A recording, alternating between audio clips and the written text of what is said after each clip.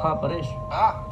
અરે યાર મારે એક કામથી અચાનક આઉટ ઓફ અમદાવાદ જવું પડે છે, તો હું આજે ઓફિસ નથી આવી શકવાનો. તું ખાલી બોસને કહી દેજે ને, અને હું 2 જ દિવસમાં પાછો આવી જઈશ.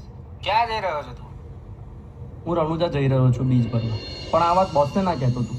સારું. રણુજા બીચ ભરવા તું ક્યારથી આમાં મારવા માંડ્યો? અરે એ બધું હું કહું તને, અત્યારે એમબી હું કાર ચલાવી રહ્યો છું, હું તને પછી કોલ કરું. સારું સારું.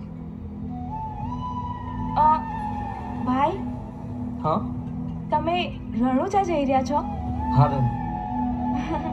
તમે કેટલા નસીબદાર છો ભાઈ કે તમે રણુજા રામાપીરની બીચ ભરવા જઈ રહ્યા છો. મેં રામાધણીની ખૂબ વાતો સાંભળી છે, અને મેં પણ મારા ભાઈ માટે બીચ ભરવાની માનતા રાખી છે.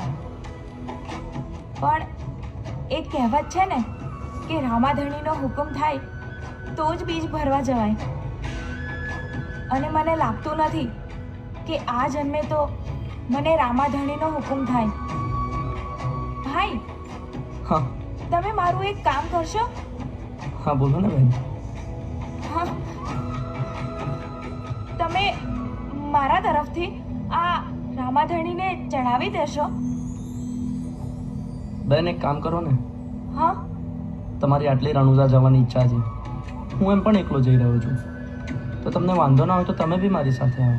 ભાઈ, તમે અમને રણુજા લઈ જશો ને તો આ ઉપકાર અમે તમારો જિંદગીભર નહીં ભૂલીએ. એના કોઈ ઉપકાર નથી, આ તો મનુષ્યની મનુષ્ય પ્રત્યેની ફરજ છે ખાલી.